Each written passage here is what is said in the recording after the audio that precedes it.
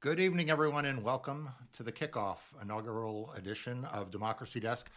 My name is Mark Elias, and I am the founder of Democracy Docket. So, over the course of the last few months, many of you have asked about different ways to get information about voting, voting rights, and frankly, how we restore our democracy. So, tonight we're going to try something a little bit different. And we're going to try and see whether YouTube works as a forum to give you the kind of information that you need and will find useful. And we'll make this an experiment. If this goes well, we'll continue to do this on a regular basis. If it doesn't go well, we may just delete this and chalk it up to all one big misunderstanding. So thank you for those of you who have joined us. We did this on a very, very impromptu basis.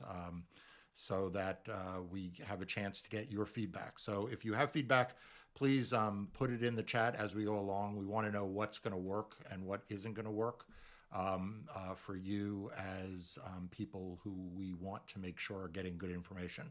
As always, you can always go to democracydocket.com, which will have links to almost everything we talk about. So let's get to it, and let's start with what is on the Democracy Desk today.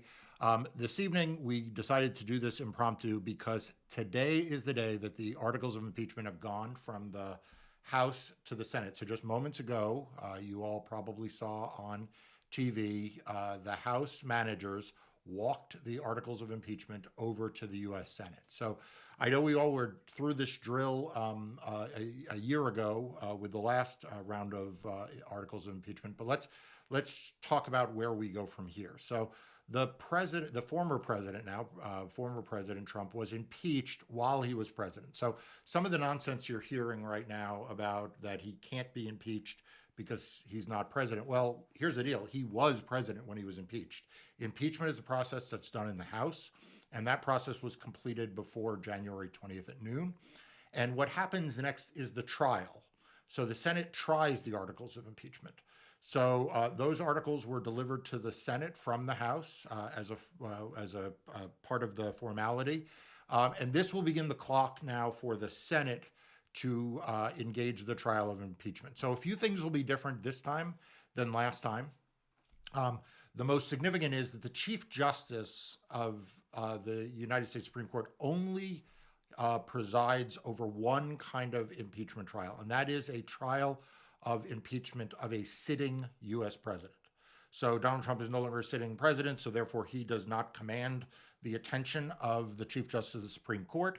And Senator Leahy, Patrick Leahy from Vermont, will preside over the trial as the president pro tem of the U.S. Senate. So he will oversee that. That trial will start the week of February 8th. I don't know exactly whether it'll begin on the 9th, which is most likely, or the days after, but the trial will begin, and we will see how long that trial lasts.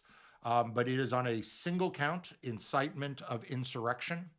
And all of us who saw the events of January 6th and all of the cumulative lies out of Donald Trump and his allies leading up to the 6th know that there is no question that he incited the insurrection that we saw on January 6th as a violent mob stormed the Capitol for the purpose of preventing the peaceful transfer of power. So, this was not just a random day that they went to the Capitol. They went to the Capitol precisely to prevent the electors of the Electoral College from being certified by the House and Senate in joint session to prevent the peaceful transfer of power. So I don't think there's going to be a lot of debate about whether or not the president did it.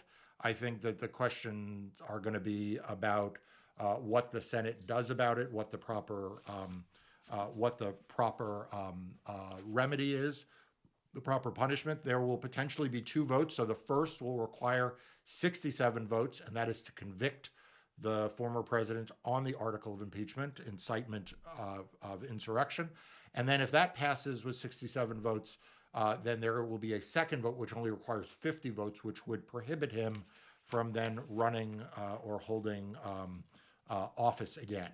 So that's what we're looking forward to, but we wanted to kick off this first Democracy Desk this evening because we have the breaking news that the articles of impeachment have now been delivered from the House to the United States Senate, and that trial will begin the week of February 8th. So that is the first thing up on the desk. And if you have questions or comments as you go along, please put them in the chat.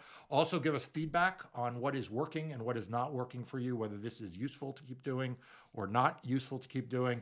So please put those in the chat and follow Democracy Docket on Twitter for information about impeachment. They will be not quite live tweeting, but close to when impeachment starts.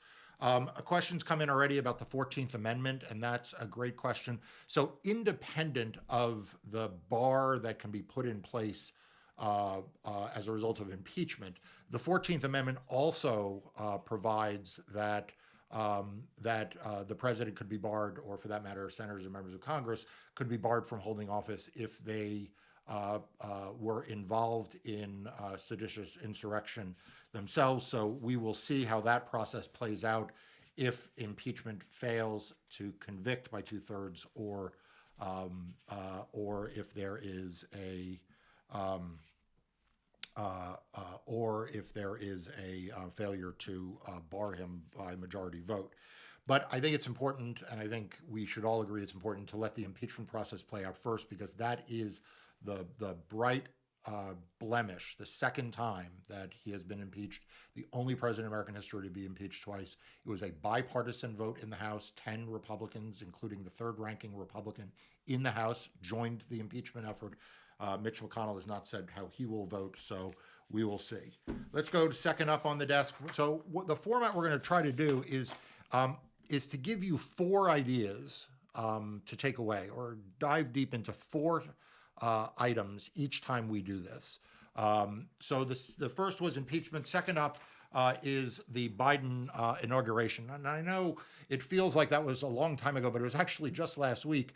And it was a great inauguration, right? I mean, we saw democracy in action. We saw really just, unbelievable performances by Lady Gaga and Jennifer Lopez and Garth Brooks. Phenomenal poet, young poet, provided really just incredible inspiration. We saw, Kamala Harris get sworn in shortly before the president. The strangest thing about it was how early it was.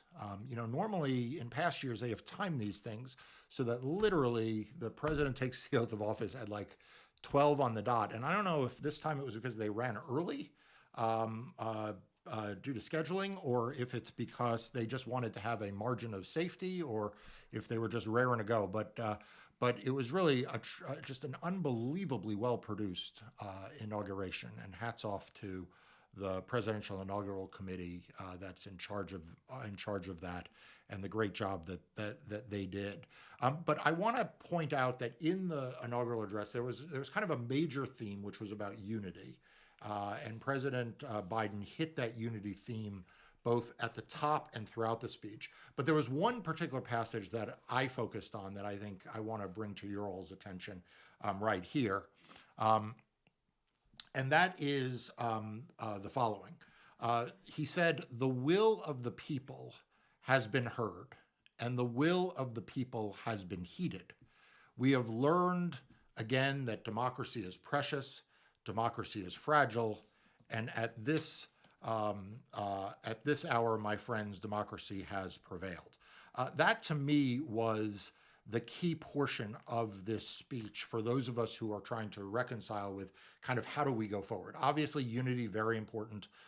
Making sure that we solve the problems of the economic crisis, important. The COVID crisis has to be tackled, and hats off to President Biden and his team in tackling that.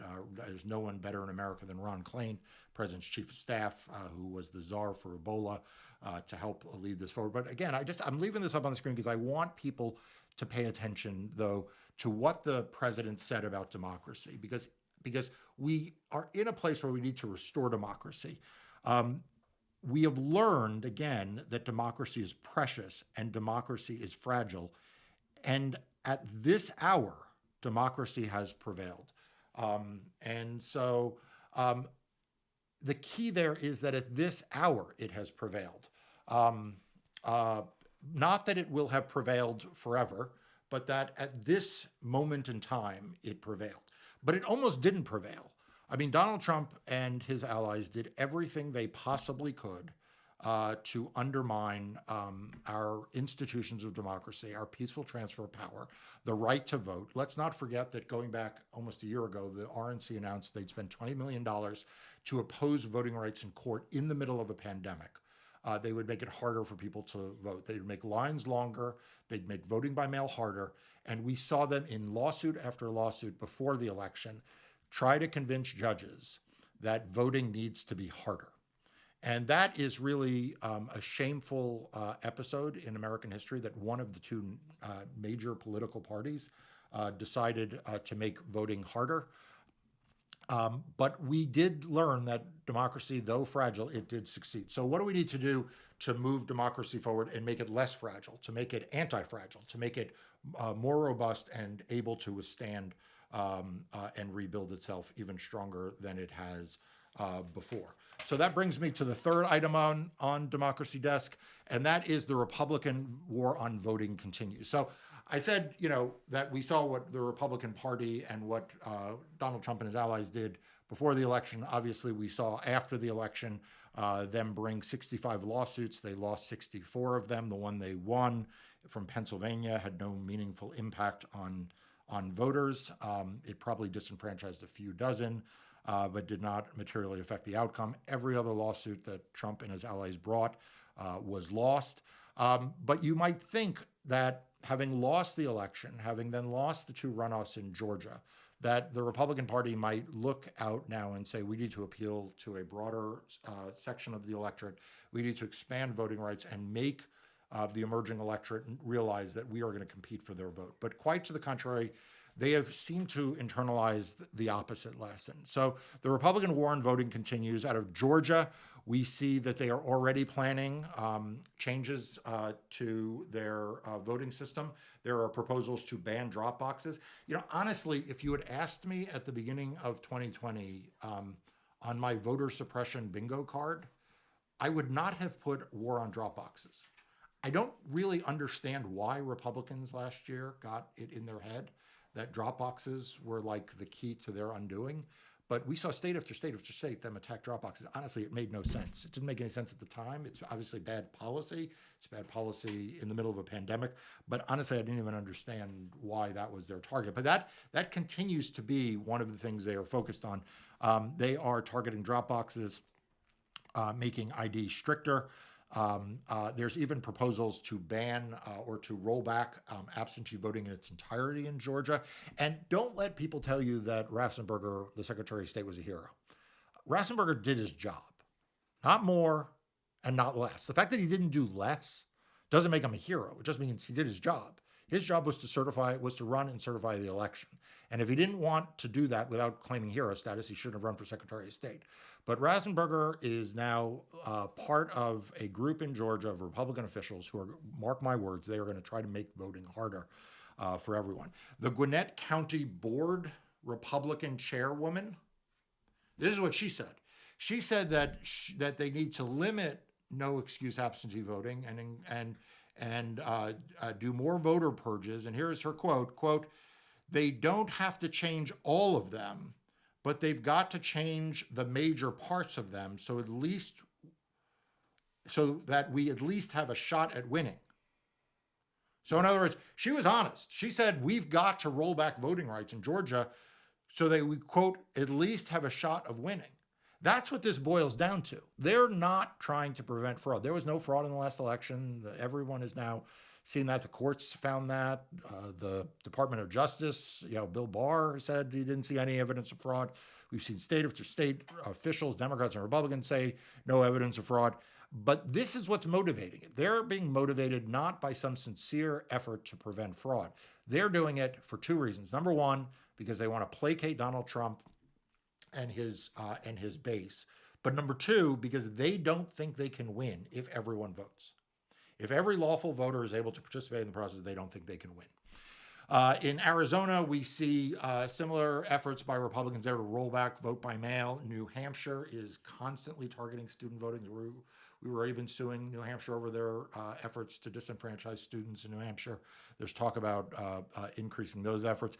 Pennsylvania, Republicans have been signaling an interest in voter ID laws and repealing their state's vote by mail law, repealing it. No more vote by mail, no excuse. No more no excuse vote by mail in Pennsylvania if they get their way. Thankfully, Democratic Governor Tom Wolf stands in their way, so that's not likely to happen.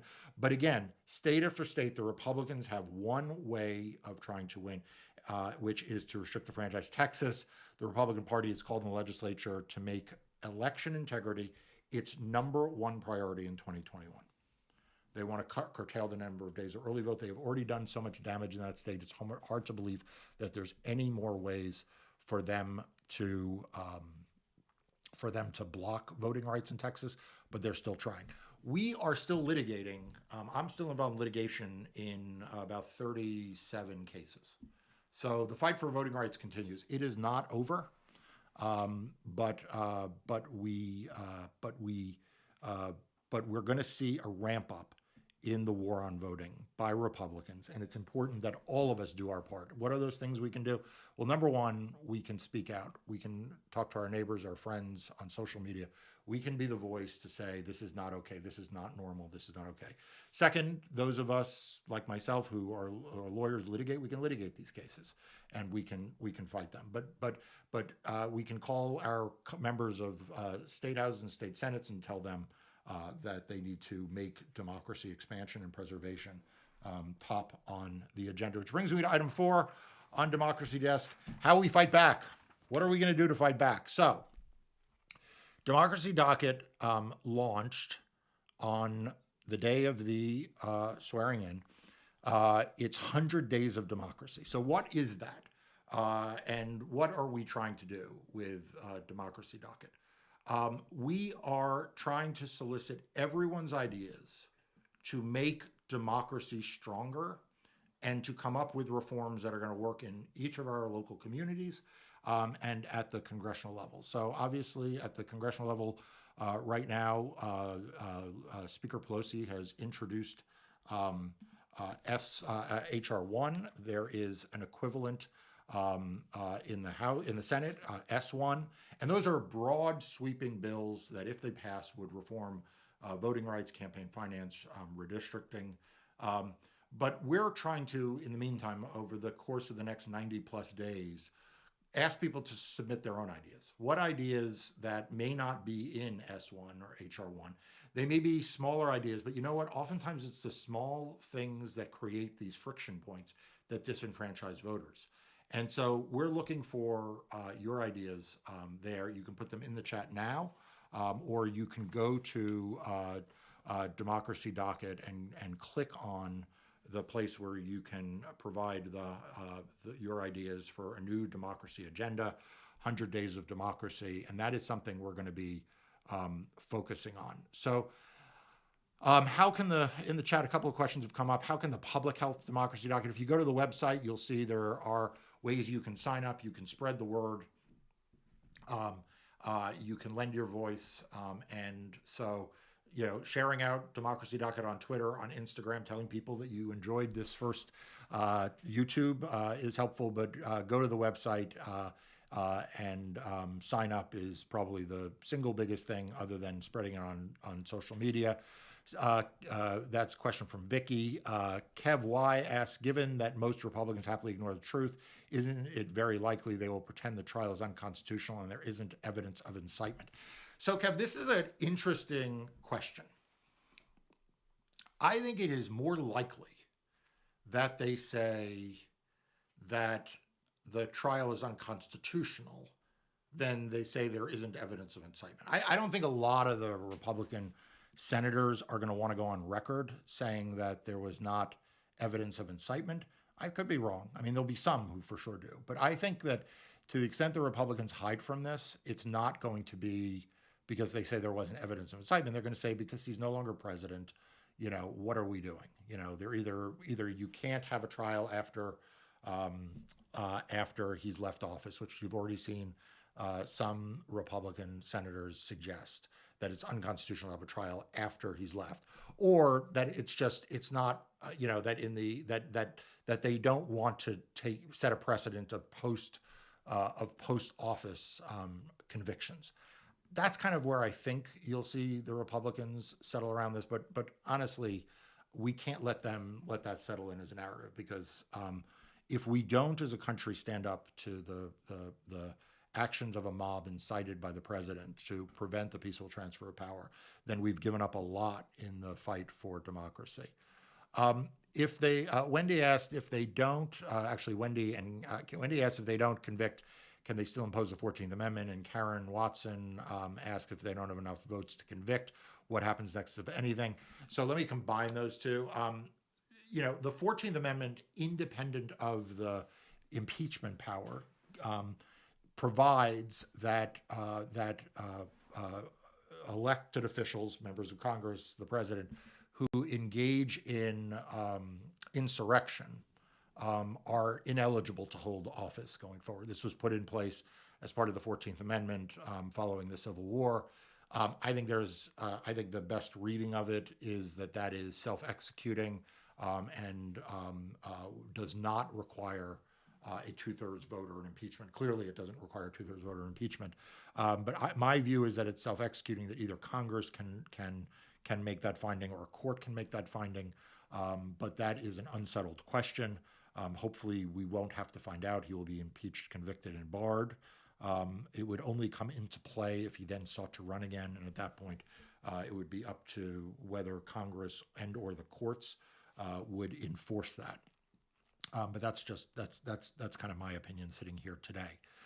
So I have offered 5 ideas for how we fight back. So like I said, we're soliciting your ideas for what you think would make the greatest difference in your state to make sure that voting is available for everyone, because we operate our election laws at the hyper local level.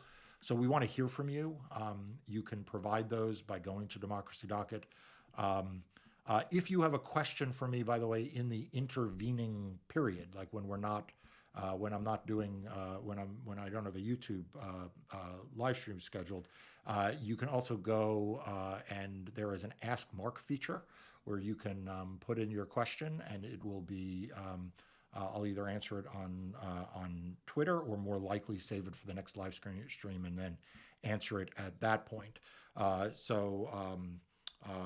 Hopefully someone can put in the chat what the link is for that. But anyway, so I want to show you up on the screen my 5 ideas to kick off the 100 Days of Democracy and a New Democracy Agenda. So here are my 5 ideas, and you'll be seeing a piece coming out from me shortly that will expand on these some more. The first is, I think we need to reform the election certification process. We just have too many steps in the process between the local boards of election up by the time until we get to Congress and the certification. We need to flatten that so that we don't have as many points in the process that can break down. The second is we need to make voting rules more voter centric. Right now we ask a lot of questions about kind of what does a voting rule change mean for election administrators or for states as well as voters. We really should just be focusing on what is going to be best for voters. So our voting rules need to be more voter-centric. Number 3, we need to maximize ballot acceptances. So we should look at every rule against not a backdrop of does it allow fraud or doesn't allow fraud, but what does it do for ballot acceptance rates? Is this going to help increase, make more people able to have their votes counted?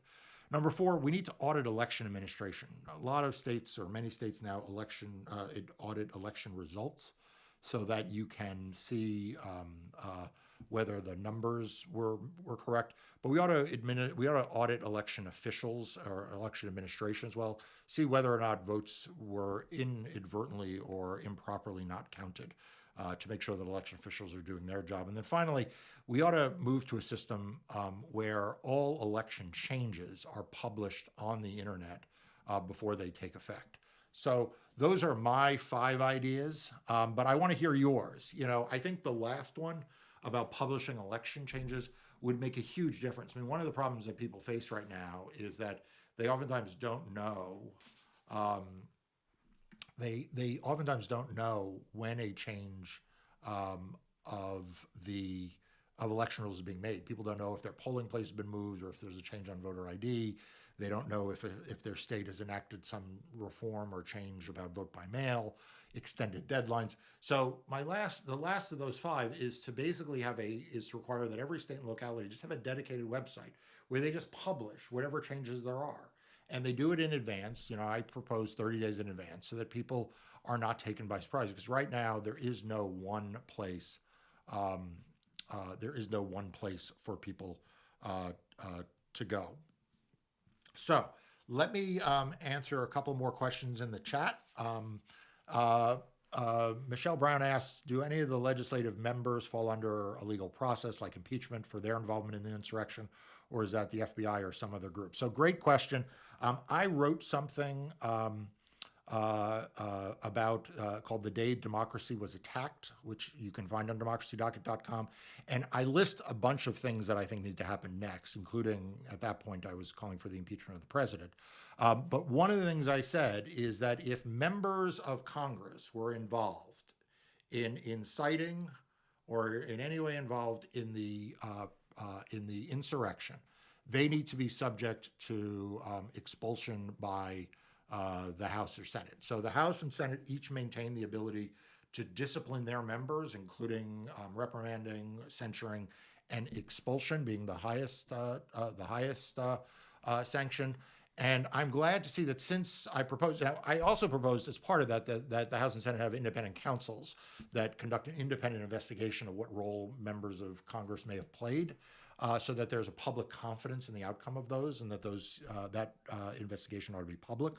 But I'm proud that since that happened, 7 Democratic members of the Senate filed an ethics complaint over their signatures against Senators Cruz and Senator Hawley, Senators Cruz and Hawley, saying that they should be investigated for their role after the insurrection in perpetuating the lie of fraud, and also that as part of that there should be a look at whether they played a role beforehand. But one way or another, having the ethics committee or having an ethics process look at the role of House members, Republican House members and Republican senators to see whether they played a role, I think is vital.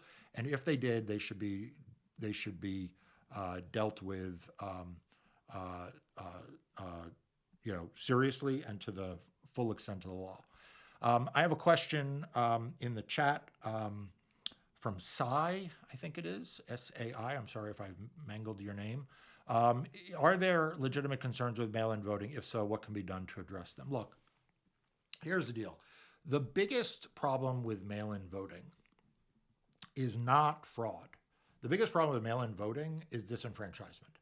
We continue to see higher rates of rejection of people who vote by mail than who vote in person.